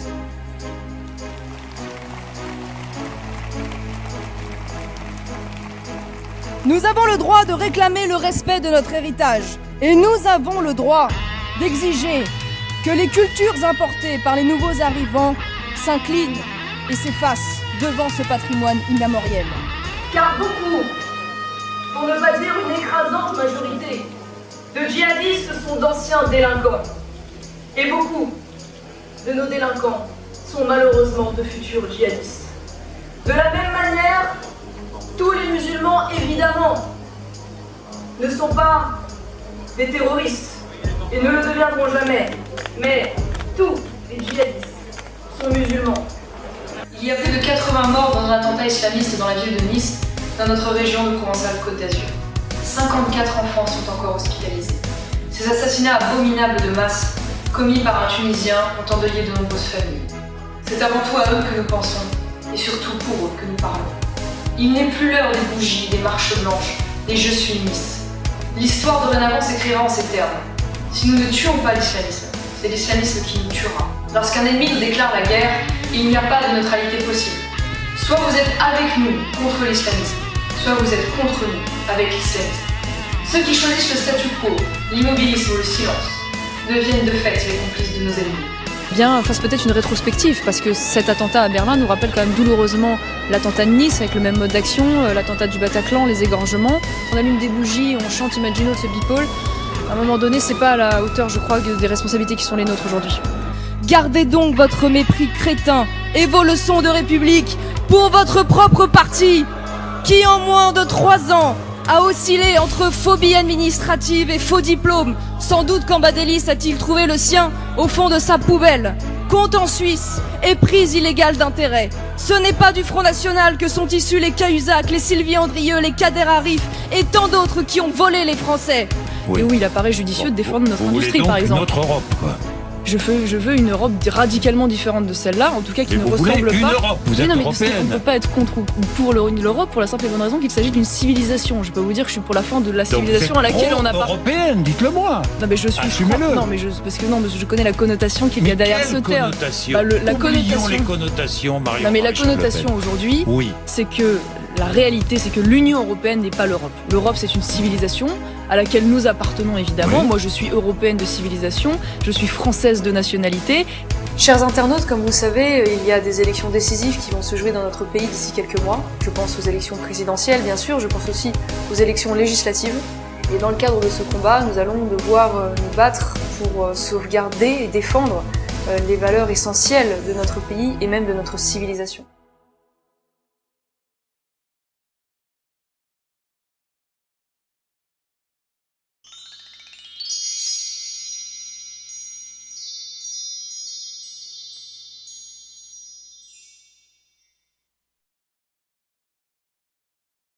Il y a une grande incohérence dans l'attitude de François Fillon parce qu'il dénonce à juste raison l'instrumentalisation de la justice, c'est très grave. C'est l'utilisation aujourd'hui de l'institution judiciaire à des fins de parasitage de la campagne électorale et pour affaiblir telle ou telle candidature, c'est en l'occurrence celles qui ne sont pas soutenues par François Hollande ou le Parti Socialiste. Et puis en même temps, il cède aux exigences et va à la convocation du juge. Il cède ou il répond aux exigences de la démocratie. Nous, ce que nous disons, c'est qu'il ne faut pas qu'il y ait d'interférence, il ne faut pas priver les Français d'un débat fondamental pour l'avenir du pays. Nous avons déjà eu l'occasion de répondre à toutes les accusations. Nous le ferons à nouveau. Marine Le Pen le fera auprès de la justice ou de la police si c'est nécessaire, mais après les élections. Il n'y a aucune raison qui peut justifier, à 2 mois de l'élection présidentielle, que le calendrier judiciaire soit construit sur mesure, en fonction des différentes étapes de la campagne, pour essayer d'attaquer telle ou telle candidature. Vous vous rendez compte que vous remettez en question l'indépendance de la justice? Oui, bien, non, mais ce que je constate, c'est qu'aujourd'hui, c'est grave comme attaque. Ce que je dis, c'est qu'elle n'est pas indépendante. Ce que je dis, c'est qu'il y a une partie de la justice qui se laisse instrumentaliser. Vous le prouvez comment? Écoutez, quand vous avez des convocations, dites-le, écoutez, en l'occurrence, moi je suis pas là pour défendre François Fillon, mais quand on voit qu'il est convoqué le 15 mars, il y a 2 jours avant le dépôt des parrainages, la clôture du dépôt des parrainages à l'élection présidentielle, on voit bien que le calendrier judiciaire est calqué sur le calendrier politique, et c'est ça qui est extrêmement grave. C'est ça qui remet en cause la séparation des pouvoirs. C'est ça qui remet en cause l'indépendance de la justice. On sait qu'il y a, par exemple, le syndicat de la magistrature qui représente, si vous me permettez, qui représente beaucoup de magistrats. Et ce syndicat, c'est une organisation d'extrême gauche. À mon avis, il faut dire les choses. C'est une organisation d'extrême gauche qui a pris des positions politiques, qui a attaqué certains candidats ou certains partis dans différentes élections. Donc évidemment qu'il faut remettre en cause les dérives de la justice, justement pour préserver la séparation des pouvoirs, pour que l'institution judiciaire reste respectable dans notre pays. Il ne faut pas admettre qu'elle soit instrumentalisée comme elle l'est aujourd'hui. Pas oublier que les immigrés clandestins, ceux qui viennent, se maintiennent illégalement sur le territoire national, ils ont d'abord vocation à ce que la loi s'applique, c'est-à-dire à être expulsés du territoire national. En attendant, on fait quoi, des enfants ? Il est évident qu'il y a un certain nombre de dispositions, l'école gratuite, les soins gratuits aussi, l'aide médicale d'État qui coûte 1 milliard d'euros par an aux contribuables français. Ce sont des mesures qui sont finalement des incitations à l'immigration, qui sont des pompes aspirantes de cette immigration clandestine. Donc je crois qu'il faut y mettre un terme. Encore une fois, la loi, elle s'applique à tous. Qu'est-ce que dit la loi? Elle dit que quand quelqu'un est installé illégalement en France, eh bien, il doit être expulsé. La loi précise même qu'il encourt 1 an de prison ferme. Bon. Donc ils n'ont pas, encore une fois, ils n'ont pas vocation à rester. Le droit à l'éducation, ce sera dans leur pays d'origine. Il n'y a pas de raison. Il n'y a pas de. Non mais écoutez, c'est pas. Vous savez ce qui est. Non mais ce qui est vraiment inhumain, c'est la politique qui consiste à dire à ces gens-là, venez en France, vous serez soignés, vous serez logés, alors qu'on a 6 millions de chômeurs et 9 millions de pauvres. Le résultat, c'est que beaucoup de ces malheureux prennent des risques considérables, engraissent les mafias et les passeurs et viennent parfois mourir en Méditerranée. Alors que la position de fermeté mise en œuvre par exemple par l'Australie, eh bien, qui a consisté à dire non, il y a tolérance zéro en matière d'immigration clandestine, avec même des campagnes de communication dans les pays d'émigration vers l'Australie, les résultats ont été spectaculaires. Le résultat, c'est 0 mort dans les eaux territoriales australiennes en 2015, 3000 en Méditerranée. Donc vous promenez pas trop avec la charité en bandoulière. Que la Turquie et l'Albanie. Vous nous parlez sans cesse de démocratie, mais ce n'est plus dans vos bouches qu'une sorte de mantra que vous répétez pour mieux accuser vos adversaires de vos propres turpitudes. Des adversaires que vous qualifiez de populistes parce qu'ils se font, eux, les porte-parole des peuples que vous ne voulez plus écouter. La démocratie, c'est le pouvoir du peuple. La démocratie, c'est le droit des peuples à disposer d'eux-mêmes. Or, vous voulez supprimer l'article 51 de la Charte des droits fondamentaux sur la subsidiarité et la souveraineté nationale. Chers compatriotes, si vous voulez que l'on empêche les migrants de passer, acceptez donc nos immigrés. Voilà en résumé le marché que le gouvernement turc a proposé, ou plutôt imposé, à l'Union européenne. Un marché en forme de chantage. En effet, dans le cadre de l'accord scandaleux conclu le 18 mars dernier avec l'Union, la Turquie a exigé que 3 milliards d'euros viennent s'ajouter aux 3 milliards déjà versés en novembre, mais surtout, elle a exigé que désormais, les ressortissants turcs soient exemptés de visa pour pénétrer dans l'espace de l'Union européenne. Parmi les victimes, plusieurs dizaines d'enfants. Des familles entières ont été décimées. L'horreur est absolue. Quelques heures plus tôt, lors de son allocution traditionnelle, François Hollande osait déclarer que, je cite, « la montée des populismes est ce qui nous menace. Il n'est certes pire aveugle que celui qui ne veut pas voir. » sera capable, alors qu'il n'a jamais été capable de dire non à Nicolas Sarkozy pendant 5 ans, est-ce qu'il sera capable de dire non demain à Angela Merkel? Est-ce qu'il sera capable de dire non à Jean-Claude Juncker? Est-ce qu'il sera capable de combattre l'islamisme radical? La vérité, c'est que François Fillon est largement un usurpateur. Ils sont emblématiques, vos propos, de la façon dont la caste a traité le phénomène Trump depuis des mois et des mois.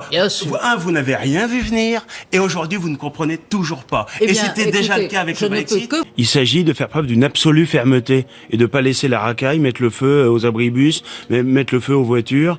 Il y a une petite fille de 6 ans qui a failli mourir brûlée vive, parce qu'on laisse les délinquants, les criminels mettre le feu. Sur l'ensemble de notre territoire, c'est du fait de l'immigration massive et du renoncement de nos gouvernants face au communautarisme. Disons-le clairement, mes chers amis, sans immigration massive, il n'y aurait pas de communautarisme. Sans communautarisme, il n'y aurait pas de développement si rapide sur notre sol de l'islamisme. Et sans islamisme, il n'y aurait pas de terrorisme qui frappe la France et les Français.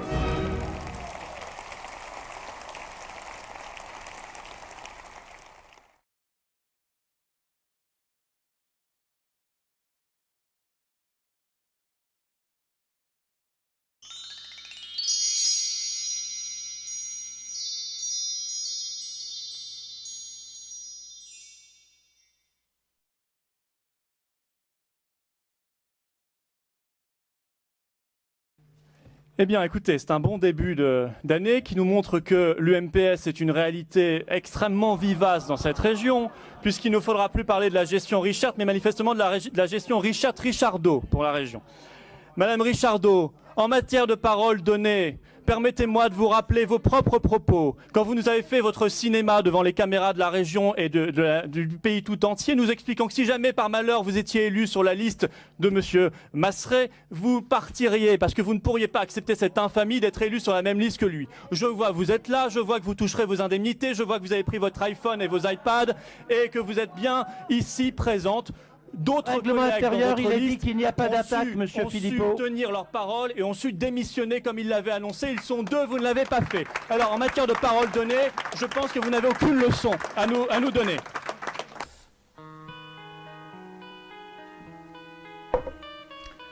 Aujourd'hui, on va parler d'un sujet qui est important.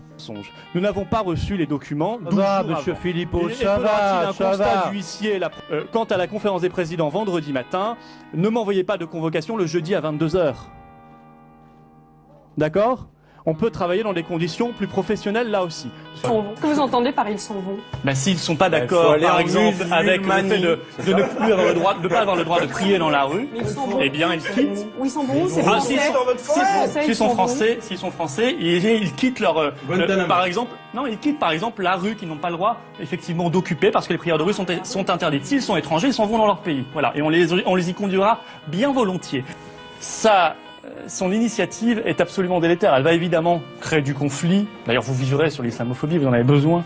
Et évidemment, vous n'allez rien faire pour créer l'unité nationale. Je vais vous dire comment on crée l'unité nationale. Déjà, vous arrêtez d'être obsédés par les questions de religion. Il y a des chrétiens, des juifs, des athées, des musulmans. Je m'en moque complètement. Si on vient dans un pays, on en respecte les lois, on en respecte les mœurs, on en respecte les coutumes. C'est tout simple. Les musulmans qui se sentiraient stigmatisés, j'entends des belles autorités. On va en parler. Non, attendez. Vous-même, vous allez vous auto-proclamer représentant des musulmans, ce que vous n'êtes absolument pas. Elle va faire monter les tensions et la division dans la société. Vous allez laisser croire qu'il y a en France une persécution des musulmans, à tel point qu'il faut même créer une association de défense judiciaire maintenant.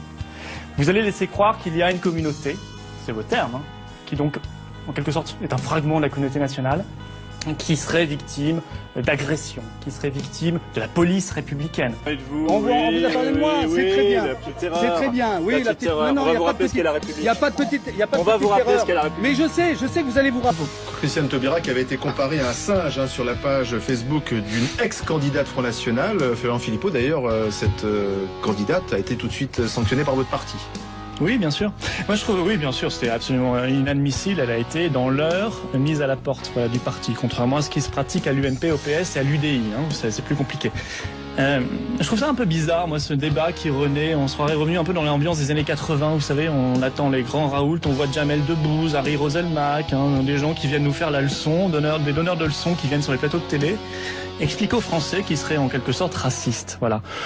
Ça sent quand même le sujet de diversion. Ça sent le sujet de diversion. Opération diversion ? Oui, il y a une forte colère sociale. On sent que les Français attendent le changement. Il y a une montée des idées nationales et patriotes. Il y a une forte dynamique populaire autour du Front National. On le sait bien. Il y a les élections qui arrivent.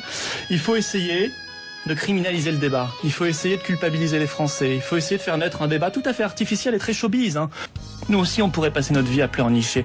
Vous êtes aussi victime de racisme ? Quelques insultes sur la page Facebook de Marine Le Pen. Crève Marine, mort à ses partisans. Ravale ton sourire, tu vas mourir d'une balle dans la bouche. C'est des insultes sur des réseaux sociaux ? Attendez. Allah Akbar, on vous niquera tous vos sales races. Excusez-moi, je suis obligé d'être extrêmement vulgaire. Moi, je brûle les Français, violeurs d'enfants, parce que les violeurs, c'est que des Français. Vous voyez, il y a même du racisme anti-blanc. C'est sur Twitter ? Sur le Facebook de Marine Le Pen. C'est que nous, Algériens, Marocains, Tunisiens et tous les autres pays arabes du monde, on se réunit pour pisser sur toi et ta mère la pute. Voilà. On peut pleurnicher nous aussi si on le veut, mais on peut aussi s'occuper des vrais problèmes des Français. Non, moi je défends les entreprises françaises. Allez, en Algérie. Mais vous êtes indépendant, je crois. Non, attendez, vous allez depuis 55 ans. Alors, pour être précis. Donc faites-vous élire et faites votre programme. Si vous êtes élu sur ce programme, c'est très bien pour vous. J'ai une question à vous poser. Est-ce que ici vous êtes en France, ne l'oubliez pas, je vois votre drapeau, mais celui-ci c'est le nôtre.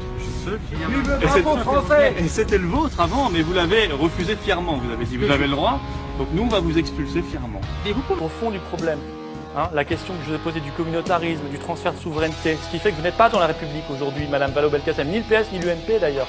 Vous avez eu des propos extrêmement racistes, mais est-ce que je peux dire, et j'ai le droit de dire que vous êtes raciste? Non, parce que je ne sonde pas les cœurs et les reins, et je laisse la justice faire, je ne suis pas la 17e chambre correctionnelle de l'intérieur. Il y a une haine du juif en France aujourd'hui, Mais vous délirez, ne changez pas vous mes baladez propos. en France. Mais je me balade beaucoup plus que vous. Je Vous venez d'ailleurs de le rappeler. Je crois que vous êtes obsédé par les années 30, mais où est l'Allemagne nazie? Où est l'Italie fasciste? Où est l'URSS?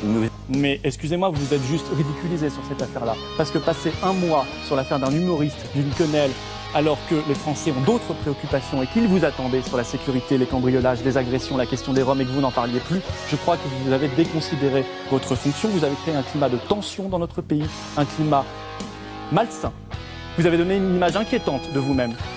Il y a des millions de Français qui sont dans une difficulté pas possible, qui vous ont entendu ce soir leur clamer des slogans, d'une manière assez énervée d'ailleurs, de manière incompréhensible, sans être capable de débattre de fond, de protectionnisme, d'euros, de directives détachement, de patriotisme économique, par exemple donner une priorité à nos PME dans les marchés publics. Ça c'est concret. Mais vous avez dit les réformes. Eh bien, on peut vous répondre et que vous pouvez rester calme. Ça va bien se passer, serein. Vous allez répondre sur le fond et vous allez m'écouter parce que vous êtes traitement. Quand on suit votre chemin, c'est en effet le chaos. D'accord. Parce que la Chine fait déjà du protectionnisme. Quand elle a mis des taxes sur le bois français, par exemple, elle fait déjà du protectionnisme. Nous sommes naïfs, nous ne faisons rien, nous laissons faire. Vous parlez d'Airbus, mais je vous signale que c'est votre gouvernement qui vient d'autoriser la vente de l'aéroport de Toulouse. C'est malin. Juste à côté d'Airbus, aux Chinois. Une privatisation française, généralement, c'est une nationalisation chinoise à côté. Oui, je connais. Alors moi, je trouve que désarmer la France, comme vous l'avez fait, comme l'UMP l'a fait et le PS avant vous, c'est criminel parce que en 10 ans, notre part de marché dans le monde est passée de 6 à 3%. L'industrie française a fondu comme neige au soleil. L'emploi français a fondu lui aussi et le chômage a explosé. Et qu'est-ce que vous dites aux travailleurs français? On ne peut rien faire parce que nous ne pouvons rien faire face à la Chine. Nous avons des petits bras, mais nous avons des grands bras, Monsieur Macron. Nous sommes la France, la 5e puissance économique mondiale. Nous ne sommes pas plus bêtes que les autres. On n'est pas plus bêtes que les Suisses. On n'est pas plus bêtes que les Coréens. On n'est pas plus bêtes que les Canadiens ou les Américains. On est la France. Vous êtes en train de nous dire ici sur ce plateau qu'il n'y a plus une partie d'extrémistes de droite au Front National, tout de même. Mais je ne sais pas où vous avez vu des extrémistes de droite au Front National. Bon, sur les réseaux sociaux. Oui, non, mais Valeurs Actuelles qui a organisé, Valeurs Actuelles qui n'est pas un journal de gauche. Hein qui vote ça? Non, qui n'est pas. Valeurs Actuelles qui a organisé ce meeting chez Robert Ménard à Béziers dit que 70 à 80% du public étaient des sympathisants Front National et des électeurs Front National. Et moi, ma question est la suivante. Et je suis Père Noël. Ah, donc vous ne croyez pas? Vous ne croyez pas ce que dit... Merci à vous, Florian Philippot. Pour votre Premier ministre, quelques tranquillisants. Merci, vous en prendrez aussi. Oui, ça lui fera du bien parce qu'on le sent assez énervé en ce moment. Merci.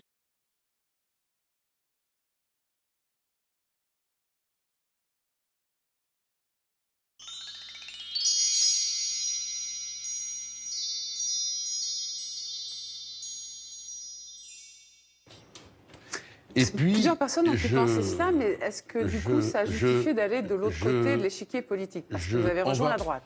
Cher ami, oui, on va poser une règle. On va bien se tenir à table. Je pose une question, vous posez une question, je finis ma phrase. Vous commencez à parler, vous finissez votre phrase. C'est comme ça qu'on va apprendre à nos enfants à bien se tenir. Voilà. Ce soir, j'ai eu un moment de trouble. J'étais au restaurant on m'apporte la carte. Et il y avait marqué quenelle. Et je me suis dit, est-ce que j'ai le droit d'en commander? Parce que quand on commence à porter atteinte à la liberté d'expression au nom des grands principes, on peut après décider qu'est grand principe ce qui ne l'est pas. Et interdire ce qu'on ne devrait pas interdire, vous comprenez? Ce n'est pas en utilisant le système qui a causé les problèmes qu'on réglera les problèmes du système. Pour que le grand public, comme on dit, soit informé. L'atteinte involontaire à la vie, la rébellion armée, l'abus de confiance, la discrimination, rien que ça, les abus de faiblesse, l'escroquerie, soient des infractions qui désormais mériteront le pampan cucu, c'est-à-dire l'approbation. Parce que les ouvriers ont compris qu'on ne peut pas aimer le peuple si on ne privilégie pas la France. Parce que le peuple, il est partie intégrante de la France. Mon pays, oui, j'aime mon pays. Ce que vous n'arrivez pas à saisir, c'est que nous, on veut redonner la parole au peuple. Maintenant, si vous décrétez que le peuple doit se taire et qu'on ne doit pas l'écouter, je pense que vous êtes en infraction avec la Déclaration des droits de l'homme. Si le peuple avait dit oui, mais le peuple aurait probablement dit non. C'est la raison pour laquelle M. Hollande ne veut pas de ce référendum. Moi, je vais être très direct. On se bat pour décider. Moi, je suis ni Bleu Marion, ni Bleu Marine. Je suis Bleu Marine Le Pen. Quand on dit que le Front National bénéficie de la situation, cela revient à dire que le médecin qui a posé le diagnostic bénéficie de la maladie. La dédiabolisation. Je crois qu'on y est un peu arrivé, mais on n'y arrivera jamais. Donc on reste des diables, mais on n'est plus des diables parce qu'on n'a jamais été des diables. À chaque élection, allez copuler dans l'urne, dans une partouze électorale immonde, pour faire obstacle au Front National. Arrêtez de jouer cette comédie. L'électorat ne croit plus en vous. Et ce résultat le montre. Alors bien sûr, avec vos ententes, vos coalitions, vos combines, vous arrivez à voler des centimètres qui nous privent de l'arrivée. Mais vous querellez fictivement. Ça ne marche plus. Soyez cohérents. Ayez d'un côté le courage de vos idées et de l'autre le courage de vos idées. Croyez-moi que vous m'aurez toujours sur votre chemin. Moi aussi, vous m'aurez toujours sur... Alors, je sais que le but de l'État islamique, c'est de tuer les sales Français, mais si on pouvait éviter quand même, gentiment, qu'ils s'entraînent tranquillement dans les parcs publics, ça serait tout de même un peu mieux. Alors, il faut arrêter de se raconter des histoires. La délinquance, on lutte contre elle, et je vous parle d'un problème que je connais d'abord par la fermeté. Il a le droit de se défendre. Et il faut que l'instruction soit très claire. Tout policier attaqué riposte. Il s'empare de notre vocabulaire humanitaire, droit de l'homiste, pour l'utiliser contre nous. Il faudrait foutre la paix à Daesh pour qu'on n'ait plus de terrorisme. Et Daesh là-bas, on va porter un coup au terrorisme. Parce que je vois pas comment, si on arrêtait la guerre là-bas, on empêcherait Daesh de reprendre Palmyre. Ce qui est l'acte préparatoire terroriste. Là, vous nous donnez la photographie de ce qui nous attend. Nous n'avons pas voté des lois parce que nous considérons qu'elles sont liberticides et qu'elles ne protègent personne. Alors vous qui passez votre temps à donner des leçons de liberté, vous votez des lois qui tuent les libertés et qui n'apportent aucune protection. Vous êtes absolument incapable de maintenir l'ordre. Vous êtes, monsieur le ministre, l'homme du désordre. Ah, je vous vois, tous mes vieux ennemis, le mensonge, les compromis, et surtout, je te vois, toi, la sottise. Je sais que le combat est inutile, mais il est d'autant plus beau qu'il est inutile. Et je me bats parce que ce soir, en entrant chez Dieu, je saluerai son seuil bleu avec, il titube, il va s'effondrer. Avec quoi, dit Roxane? Et il répond, avec mon panache. Voilà.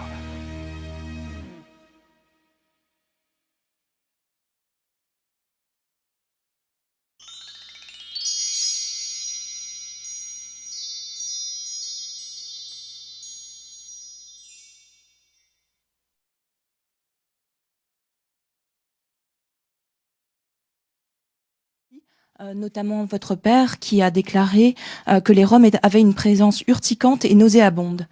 C'est le président du CRAN qui vous a rédigé votre question, que vous lisez là Non, j'ai pris un argumentaire parce que je ne suis pas journaliste. Ah bon, donc d'accord. voilà.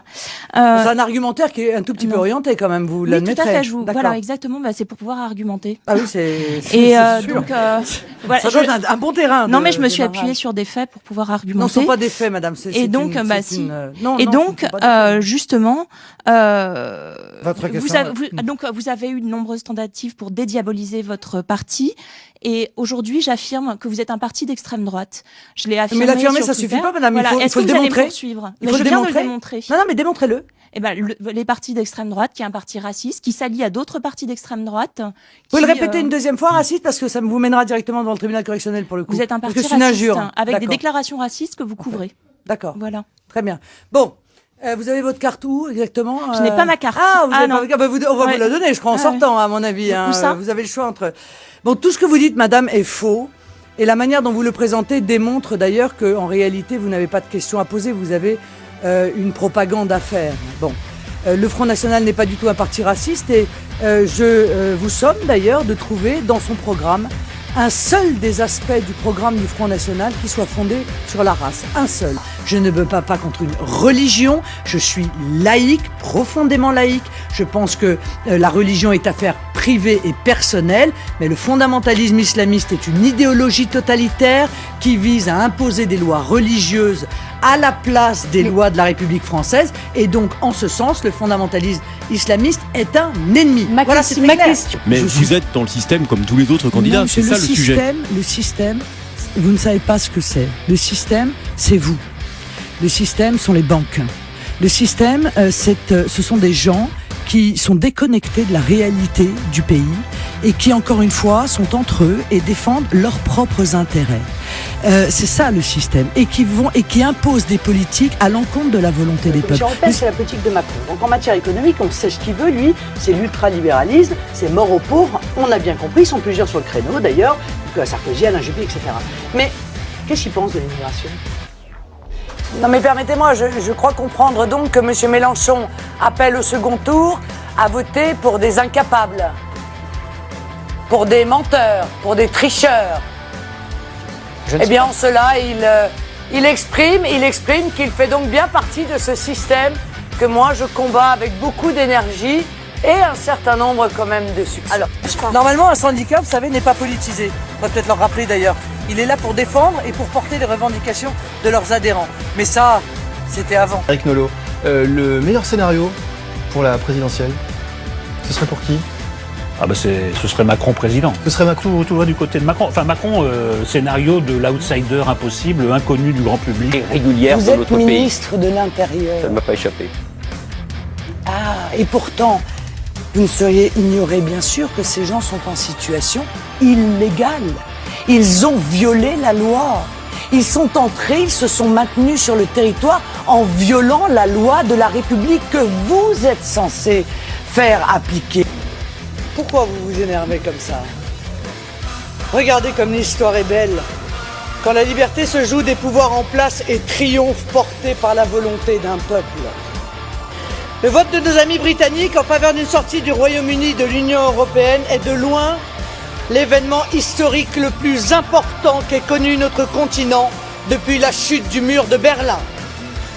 Merci, Madame Merkel, de nous faire le plaisir de venir aujourd'hui avec votre vice-chancelier, administrateur de la province France. Certains résumeront en disant que je suis l'anti-Merkel, j'en accepte l'augure. Je ne vous reconnais pas en effet, Madame, le droit de disposer de nous dans une tentative absurde d'une domination allemande de l'Europe, de nos peuples souverains qui se détournent de l'Union européenne parce qu'ils ont soif de nation. Je suis la représentante du peuple français. Les Américains ont voté. Ils ont refusé le statu quo. Ils ont montré par une décision qui a surpris ceux qui croient que les situations sont immuables, que le monde bouge, que le monde change, que le mouvement fait partie de la vie des nations. Ce qui s'est passé cette nuit n'est pas la fin du monde, c'est la fin d'un monde. Vous savez, peut-être il y a des moments comme ça dans la vie où vous êtes à un point d'étiage où la bêtise de vos adversaires, ajoutée aux circonstances, remplissent tous les jours votre seau. Voilà. Et moi, mon travail va être d'essayer de renverser ça pour que vous perdiez. Il va falloir que vous teniez. Mais alors, vous m'envoyez en justice, il paraît. Je ne sais pas pourquoi devant un tribunal. Moi, je suis prêt à refaire un débat avec vous sur ça. Mais non, mais c'est pas le problème. C'est que j'en ai marre de me faire traiter de fasciste. Je vous comprends. Voilà. Moi, j'en ai marre de me faire traiter de lepéniste, donc je comprends. Voilà, que... bon, vous voyez, mais ça, vous pouvez pas encore poursuivre si c'est pas une injure. Bon, allez. 30 ans, tous les gouvernements ont échoué. Bien, notre méthode est simple. Nous allons appliquer la loi. Les tenants de ces deux idéologies mondialistes donnent l'illusion de s'appuyer sur nos principes. En réalité, ils invoquent faussement la liberté pour installer leur totalitarisme. C'est la liberté du renard dans le poulailler. Où l'économie est une fin en soi et l'homme, un simple outil à son service, nous plonge dans l'ère des nomades, de l'éphémère, du court-termisme, du jetable, bref, un monde artificiel et profondément déshumanisé. Cette vision du monde revient à faire fabriquer par des esclaves pour vendre à des chômeurs. Moins d'indemnisation en cas de chômage, moins d'hôpitaux, moins de santé, moins de protection, plus de travail, moins de revenus, moins de retraite, plus d'impôts, moins de services. Il n'en est pas question. À leurs yeux, le pays est un espace géographique ouvert où la seule exigence se limite au vivre ensemble, c'est-à-dire à l'injonction faite à des communautés qui n'ont précisément pas demandé à vivre ensemble de ne pas s'agresser entre elles. La mondialisation qui était un fait avec la multiplication des échanges, ils en ont fait une idéologie. Le mondialisme économique qui refuse toute limitation, toute régulation de la mondialisation et qui pour cela affaiblit les défenses immunitaires de la nation, la dépossédant de ses éléments constitutifs, frontières, monnaie nationale, autorité de ses lois, conduite de l'économie, permettant ainsi à un autre mondialisme de naître et de croître, le fondamentalisme islamiste. Je dis aux mères qui m'écoutent, soutenez-moi. N'acceptez pas que vos enfants vivent dans la peur, dans cette violence quotidienne. Il se trouve chez nous des idiots utiles, des relais, des complices plus ou moins conscients qui par lâcheté, aveuglement ou cupidité facilitent ces entreprises d'installation de cette idéologie barbare ennemie de la France. À cette occasion de rendre un hommage appuyé à nos soldats, nos policiers, nos gendarmes qui nous défendent, parfois au péril de leur vie, qu'ils en soient sincèrement remerciés.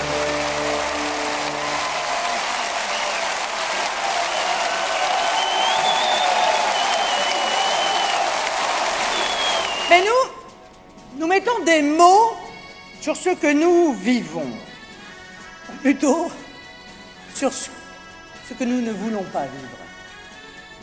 Nous ne voulons pas vivre sous le joug ou la menace du fondamentalisme islamiste. Écoutez, ceux qui sont venus en France, c'est pour trouver la France. Pas pour la transformer à l'image de leur pays d'origine, ou alors s'ils voulaient vivre comme chez eux, il leur suffisait de rester chez eux.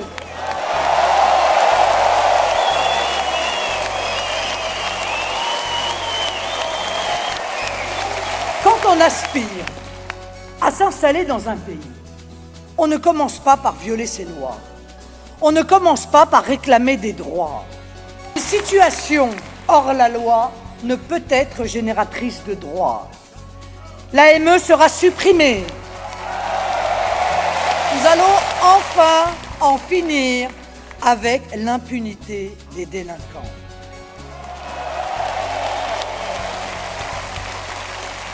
En finir avec les zones de non-droit, la dictature de caïds sur certains quartiers. Cela va sans dire, mais cela va mieux en le disant.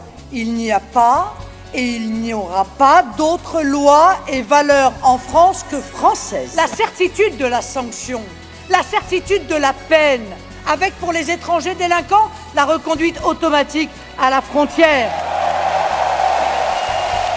Les étrangers fichés S seront reconduits à la frontière. Les binationaux fichés S seront déchus de leur nationalité française. Quant aux Français fichés S, eh bien, ils seront poursuivis pour intelligence avec l'ennemi et frappés après leur peine de prison d'indignité nationale.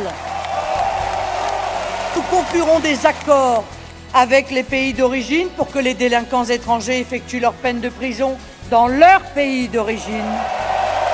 Nous les réarmerons, y compris moralement, avec enfin l'instauration de la présomption de légitime défense pour les policiers. De prédications islamistes seront fermés et les semeurs de haine condamnés et expulsés. À ce titre, nous appliquerons le principe selon lequel un étranger clandestin ne pourra jamais être régularisé et a fortiori jamais naturalisé. Nous réorganiserons une réponse pénale qui se résume en 2 mots: tolérance zéro.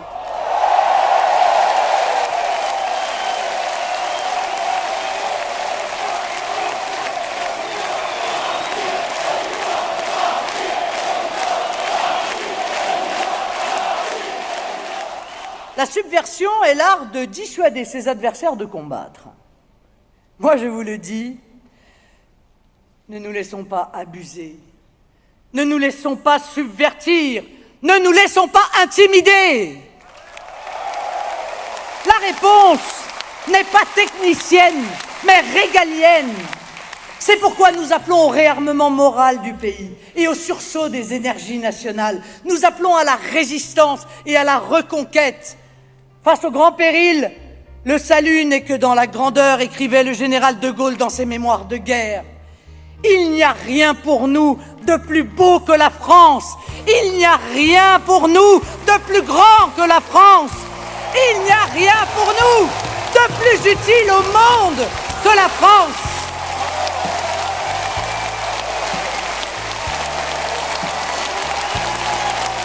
C'est la raison pour laquelle j'ai frappé ma candidature du sceau du peuple, en prenant cet engagement solennel devant les Français, un engagement que nos militants affichent sur les murs de France au nom du peuple. J'ai voulu que vous puissiez comprendre au mieux ce que je veux pour notre pays et je l'ai articulé autour d'engagements. 144 engagements, qui sont autant de vérités que je dois aux électeurs. Car après mon élection, il ne s'agira pas d'oublier la campagne comme l'ont fait tous les autres. Et il s'agira de toujours avoir au cœur ce pourquoi les Français m'auront élu. De vérifier, un par un, que ces engagements sont tenus. C'est ce que j'appelle la démocratie de contrôle. Car sans contrôle, pas de démocratie. Souffrant en silence de ne pas avoir le droit d'aimer leur pays. Nous ne ferons pas aimer la France si nous-mêmes nous ne l'aimons pas. Or, vous avez le droit d'aimer votre pays. Et vous avez même le droit de le montrer.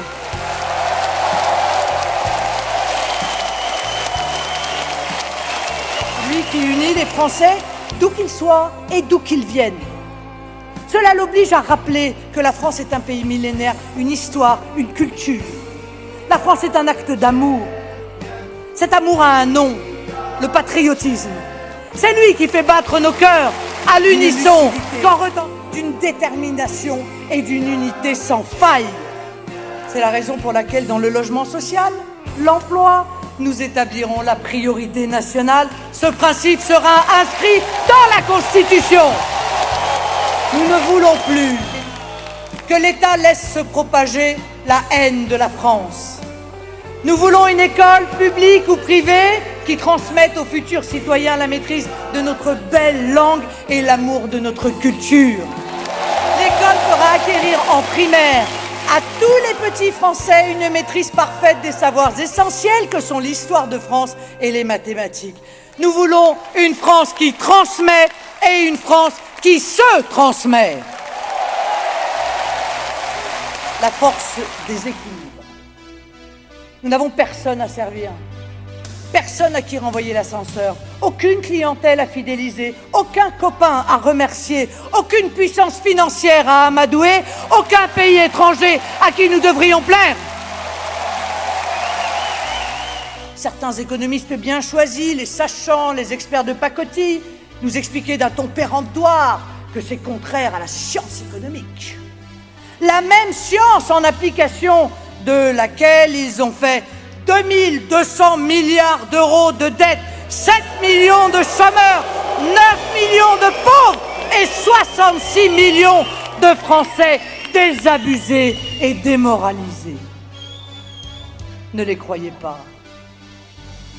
À cette vision comptable, égoïste, refermée, erronée, nous opposons une vision volontariste, dynamique, juste, vertueuse, patriotique, parce qu'encore une fois, ce n'est que tous ensemble que nous réussirons. Je défendrai résolument le travail. Nous voulons un pays qui reconnaisse enfin le travail. Parce que la première mesure est de donner un travail à chaque Français, un travail rémunéré à sa juste valeur, un travail qui permette de vivre dignement, de faire des projets et de construire sa vie. Et défendre le travail, c'est aussi abaisser les impôts sur les revenus du travail. Nous le ferons de manière significative, puisque nous abaisserons de 10% l'impôt sur le revenu sur les 3 premières tranches. Le travail, nous l'encouragerons et le récompenserons par le maintien des heures supplémentaires majorées que mes adversaires veulent supprimer et l'instauration de leur défiscalisation. Nous créerons la prime de pouvoir d'achat qui permettra de verser aux salariés et retraités qui touchent moins de 1 500 € par mois les recettes d'une contribution sociale à l'importation de 3%. C'est ainsi en moyenne 1 000 € par an qui viendront soulager chacun de ces travailleurs et retraités modestes quand ils ne sont pas carrément pauvres. C'est pourquoi nous revaloriserons aussi significativement l'allocation adulte handicapé et le minimum vieillesse.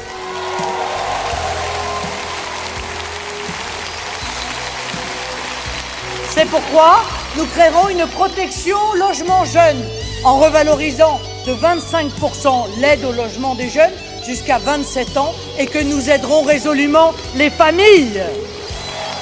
La protection contre la concurrence déloyale, la simplification administrative, la sécurité juridique, la baisse des charges pour les TPE-PME, un plan vigoureux de réindustrialisation et une grande politique énergétique. Nous avons conscience que ce sont les entreprises qui créent l'emploi, et notamment les petites et moyennes entreprises. Et j'engagerai immédiatement, avec nos partenaires européens, dont beaucoup, croyez-moi, aspirent comme nous à la souveraineté, une renégociation avec ce système européiste tyrannique qui n'est en l'état plus un projet, mais une parenthèse, et objectivement, je l'espère, un jour, un mauvais souvenir.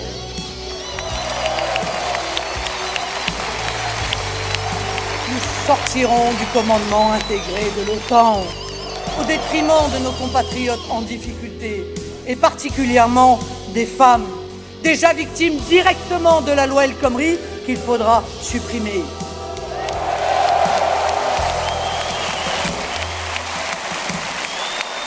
Des femmes et que comme le symbolise notre belle rose bleue, l'impossible devient possible.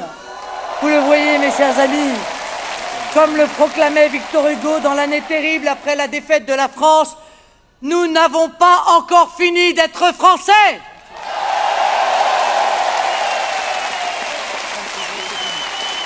De se sentir porté, même dans les périodes de doute ou de déclin comme aujourd'hui, par le génie du renouveau. Parce qu'ici bat le cœur de la France. C'est d'ici que j'ai choisi de lancer un appel à l'unité des Français. Notre pays est aux prises avec un double totalitarisme, vous le savez, le totalitarisme islamiste et le totalitarisme mondialiste financier. L'un et l'autre portent atteinte à nos valeurs de civilisation, à notre conception de l'homme, à notre vision du monde. L'un et l'autre nous exposent à la division par le communautarisme ou l'individualisme, à la soumission des hommes et encore davantage des femmes, à la marchandisation du monde. À tous égards, cette élection présidentielle n'est pas comme les autres. Elle met en jeu un débat crucial qui engage notre pays de manière fondamentale. De son issue dépendront la continuité de la France en tant que nation libre. Et pour ceux qui, comme nous, se sentent avant tout français, notre existence en tant que peuple. Ce capital immatériel n'a pas de prix, parce que ce patrimoine-là est irremplaçable. Personne de raisonnable ne veut faire de la France le cobaye d'une mondialisation qui ne sera heureuse que pour la caste. Personne ne peut accepter l'asservissement économique et politique qu'elle nous prépare. Que contre la droite du fric et la gauche du fric, je suis la candidate de la France du peuple. La prééminence de la personne est donc son caractère sacré. La liberté individuelle est donc le consentement individuel. Le sentiment national est donc la solidarité nationale. L'égalité des personnes est donc le refus des situations de soumission. Ces principes pour lesquels nous nous battons sont affirmés dans notre devise nationale, liberté, égalité, fraternité, qui procède elle-même d'une sécularisation de principes issus de notre héritage chrétien.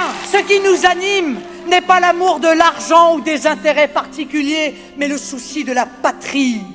Ce n'est pas une vision asséchée et désincarnée du monde, mais un monde multipolaire, riche de sa diversité, de ses peuples et de leur génie propre.